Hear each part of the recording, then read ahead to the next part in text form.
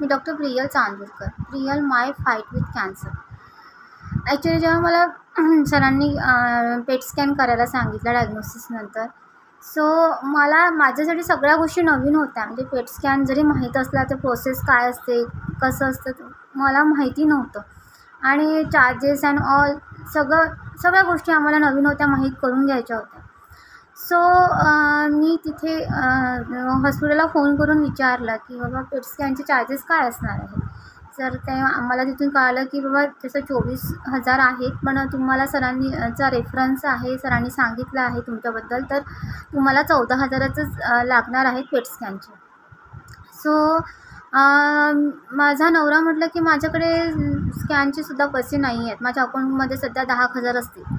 तर मला मग अजून ते हे झालं की बापरे, आता सुरुवात आहे, जस्ट डायग्नोसिस झालं आणि आत्तापासूनच हा म्हणतो की माझ्याकडे पैसे नाही आहेत आणि याच्याकडे साधे 14,000 स्कॅनचे नाही आहेत. मी भावाला फोन केला आणि भावाला सांगितलं, माझ्या मोठ्या भावाला, की दादा हा म्हणतो आहे की माझ्याकडे स्कॅनला पण पैसे नाही आहेत.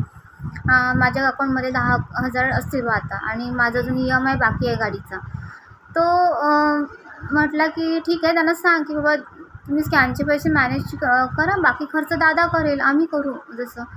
तर मी त्याला म्हटलं की तू बघ 14,000 स्कॅनचे ठेव, बाकी डॉक्टरांच्या जे काय असतील, बाकी जो खर्च असेल, काय बाकी टेस्ट असेल ते सगळं करतील ते खर्च, आणि गाडी पण दादाची आहे. म्हणजे 2 दिवस त्याचं जे पेट्रोलिंग अँड ऑल होतं ते सगळं दादाच करणार होता. तर तो ॲग्री झाला की ठीक आहे, मी स्कॅनचे पैसे देतो.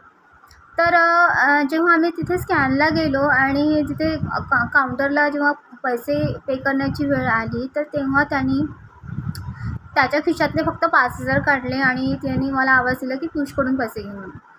आणि त्यांनी माझ्या भावाकडून 10,000 घेतले. मग मला तिथे झालं की अरे, तू आधीच ठरलं होतं ना की स्कॅनचे पैसे तू दे म्हणून, पण मग तिथे ती म्हणतो ना आपण, बोलायची वेळ नव्हती. समजदार लोकांना सगळ्या गोष्टी म्हणजे भान ठेवावं लागतं, वेळ प्रसंग सगळ्या गोष्टींची. तर मला तिथे म्हणजे इतकं म्हणजे हे झालं ना की अरे, किती नालायक माणूस आहे हा, की घरी सगळं बोलणं झालं होतं की स्कॅनचे पैसे तू द्यायचे आहेत, तरी त्याने तिथे 5,000 काढले त्याच्या खिशातले आणि माझ्या भावाकडून 10,000 घेतले. नंतर चहाच्या पैशांपासून तर नाश्ता, पाणी, जेवण सगळ्या गोष्टी माझ्या भावांनी केल्या. मोठा भाऊ जो क्लास 1 ऑफिसर आहे, माझा कझिन, तो अक्षरशः मोठा असून याच्या पुढे चहाचं तिथे कुपन फाडले की चहा घेऊन त्याच्या पुढे देत होता. म्हणजे तोही जसा पेशंट झाला होता माझ्यासोबत आणि बस हात बांधून मागे राहत होता बैलासारखा. आम्ही डॉक्टरांकडे अपॉइंटमेंटला जेव्हा सेकंड ओपिनियनला 4-5 डॉक्टरांकडे गेलो, तर तिथे तो माझ्या भावाला पुढे करायचा. तो इंजिनियर आहे, त्याला मेडिकल टर्मिनॉलॉजीज अँड डॉक्टर काय सांगतात तेच त्याला जास्त कळणार होतं की हा डॉक्टर माणसाला जास्त कळणार होतं. तर दादा म्हणत होते की तुम्ही समोर जा बा, तर तो दादाला माझ्या समोर करत होता आणि तो हात बांधून मागेच उभा राहत होता. तर म्हणजे इतकं लिटरली आम्हाला ते हे होत होतं की अरे, हा माणूस आहे की हा डॉक्टर आहे, म्हणजे ह्याला कोणी डॉक्टर गेलं. म्हणजे कुठल्याच याच्यामध्ये त्याला त्यांनी क्युरियासिटी किंवा त्यांनी त्याचं हे दाखवलं नाही आणि तो लिटरली फक्त सोबत आला नावाला, आणि ते पण फोर्स केलं म्हणून तो सोबत आला आणि 2 दिवस आमच्यासोबत थांबला. आणि मी त्याला म्हटलं की अरे दादा, किती गाडी चालवत आहेस, मी तर तू हाती की गाडी, थोडं तू पण चालव, दादाला थोडं रिलॅक्स होईल. तर नाही, मी कोणाच्या गाडीला हात नाही लावत. म्हणजे कुठल्याच बाबतीत कॉपरेशन नव्हतं, कुठल्याच बाबतीत त्यांनी हे केलं नाही. चहा मी येताना चहाचे पैसे द्यायलासुद्धा तो तयार नव्हता, प्रत्येक ठिकाणी मागे. आणि त्याचं जे सगळं ओव्हरऑल बिहेवियर होतं ते माझ्या मोठ्या भावानी, कझिननी बघितलं आणि लहान भावानी दोघांनी पण बघितलं. सो एका ठिकाणी मला दादा विचारतो की यांनी MD कुठून केलं आहे म्हणे. तर मला त्याही कंडिशनमध्ये हसायला आला.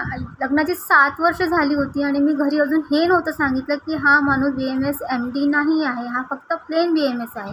जेव्हा लग्नाच्या वेळेस आम्हाला MD आहे असं सांगितलं, मुंबईवरून MD केलं आहे असं सांगितलं, बायोडाटामध्ये MD लिहिलेलं, लग्नाच्या पत्रिकेवर पण BMS MD लिहिलेलं त्याच्या.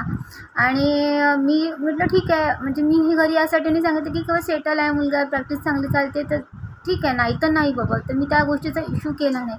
पण त्याचं ते ओव्हरऑल बिहेवियर जेव्हा माझ्या भावाने बघितलं तेव्हा कळलंच की ह्याचं नॉलेज काय आहे, हा किती पाण्यात आहे, हा माणूस किती वावरलेला आहे, किंवा म्हणजे ते सगळं त्याला ते कळालं. तर तेव्हा मी पहिल्यांदा सांगितलं माझ्या भावांना की हा MD नाही आहे.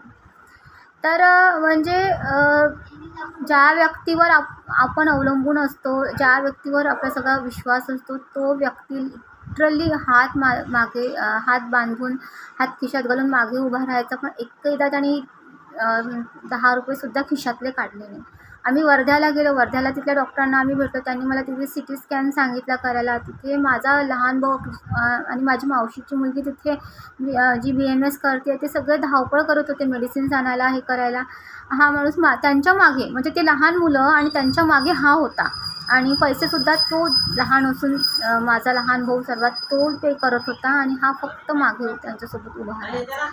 सो अशा सिच्युएशनमध्ये मी एक पेशंट म्हणून ते सगळं बघत होते आणि मला इतकं वाईट वाटत होतं की म्हणजे माझ्याकडे शब्द नव्हते किंवा माझी कंडिशन काय असेल तेव्हा तुम्ही समजू शकताय की एक नवरा म्हणून हा काय करतो आहे आणि ह्याचं बिहेवियर कसं आहे. तर आणि बरं ठीक आहे, तू पैसे नको देऊ, पण माझ्याजवळ तर थांब, मला काही त्रास होतो आहे का, तुला काही लागतं का, तोही विषय नाही.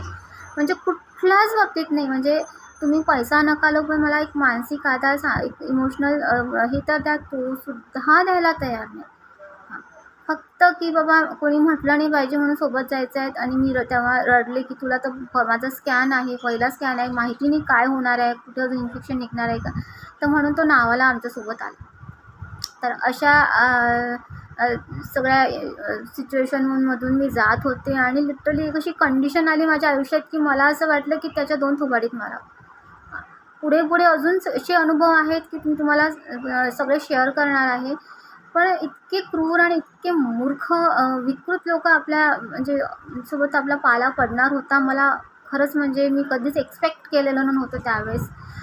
पण थँक गॉड एक नातं खराब असलं निघालं आयुष्यात आपल्या, तर 1000 नाती आपल्यासोबत देव पाठवतो. तसंच माझ्याही बाबतीत झालं आणि खूप सगळे लोक माझ्यासोबत होते आणि मी देवाची कृपा मी म्हणेल होती आणि अजूनही मी तेच मागते, दुसरं काहीच मागत नाही. की निरोगी आयुष्य हेच माझं देवाला मागणं असतं. Thank you so much.